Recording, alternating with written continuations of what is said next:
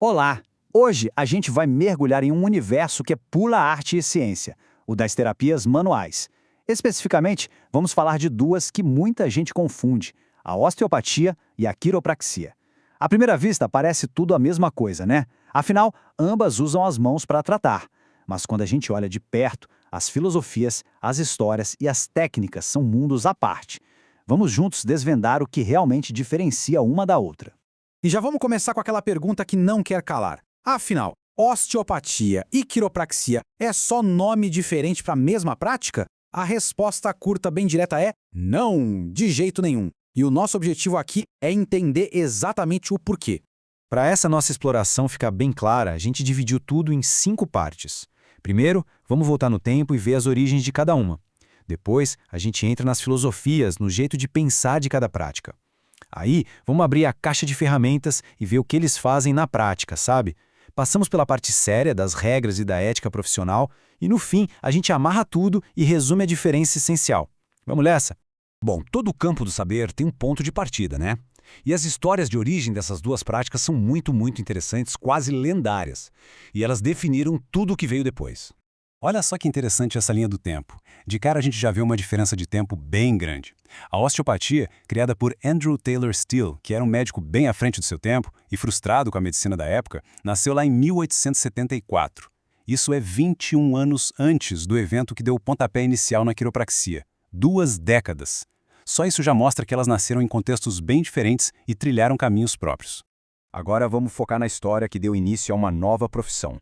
A gente viaja agora para Davenport, uma cidadezinha em Iowa, lá no meio oeste americano, no finzinho do século XIX.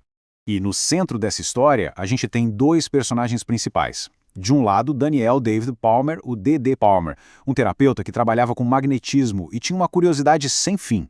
Do outro, Harvey Lillard, o zelador do prédio onde o Palmer trabalhava. E o Lillard tinha um problema sério, era surdo há 17 anos, desde que sentia um estalo forte nas costas. O Palmer, então, ficou com aquilo na cabeça, sabe? Ele criou uma teoria de que o tal estalo na coluna e a surdez estavam ligados. Depois de insistir um bocado, ele examinou o Lillard, disse que encontrou uma vértebra meio fora do lugar e fez uma manipulação ali. A história que se conta é que, quase como um milagre, a audição do Harvey Lillard voltou. Esse evento é considerado o primeiríssimo ajustamento quiroprático. É o marco zero da profissão. E o nome da prática foi sugerido por um paciente e ele captura perfeitamente a essência da coisa. Quiropraxia vem do grego e significa, literalmente, feito com as mãos. Simples e direto. Então, essas origens tão diferentes acabaram gerando filosofias bem distintas. E é aqui, no jeito de enxergar o corpo humano e a saúde, que a gente encontra a maior diferença entre elas. Aqui o caminho se divide de vez. A osteopatia tem um olhar bem amplo, holístico. Ela vê o corpo como um todo, sabe? Uma unidade funcional onde tudo está interligado. Já a quiropraxia, ela dá um zoom. Ela foca principalmente na coluna vertebral. A ideia central é que a saúde da coluna é fundamental para o bom funcionamento do sistema nervoso e, por consequência, para a saúde do corpo inteiro. A base da osteopatia está nesses 3 princípios. A ideia de unidade funcional é chave. Pensa assim, nada no corpo acontece isoladamente. Uma torção no tornozelo, por exemplo, não fica só no tornozelo. Ela pode gerar compensações no quadril, na lombar. O tratamento osteopático busca, então, restaurar o equilíbrio do todo, a homeostase, confiando na capacidade que o nosso próprio corpo tem de se regular e se curar. Já na quiropraxia, o conceito central é de subluxação vertebral. A teoria é que pequenos desalinhamentos na coluna ou restrições de movimento podem pinçar ou interferir nos nervos que saem dela. Isso bagunçaria a comunicação entre o cérebro e o resto do corpo, podendo ser a raiz de vários problemas de saúde. Certo, entendemos a história e a filosofia. Mas, na prática, o que esses profissionais fazem? Vamos dar uma espiada na caixa de ferramentas de cada um. Ok, os 2 usam as mãos, mas o jeito de usar é bem diferente. A quiropraxia é famosa pelo ajustamento. É aquele impulso rápido, preciso, de alta velocidade e curta amplitude, o famoso HVLA. O foco é devolver o movimento a uma articulação específica. A osteopatia, por outro lado, tem um arsenal de técnicas bem mais variado.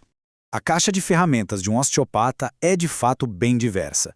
Tem técnica de bombeio para melhorar a circulação linfática, tem técnica de energia muscular que usa a própria força do paciente para relaxar o músculo e sim, também tem manipulações com impulso.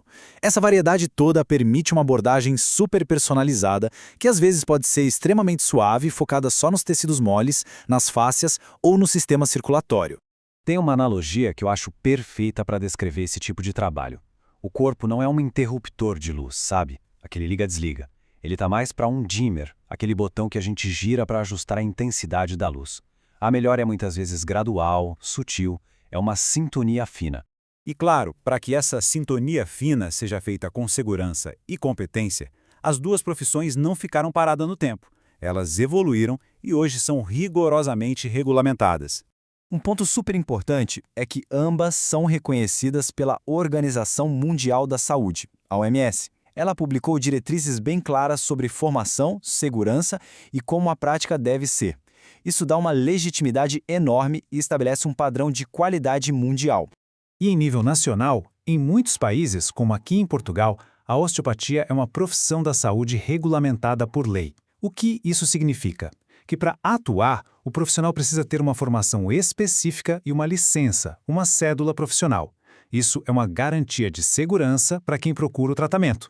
E essa regulamentação vem junto com um código de ética bem rígido. A prioridade número 1 é sempre a segurança do paciente. Isso inclui saber os próprios limites e, quando necessário, encaminhar a pessoa para outro profissional de saúde. E, claro, manter o sigilo e ter uma comunicação honesta, sem criar falsas expectativas.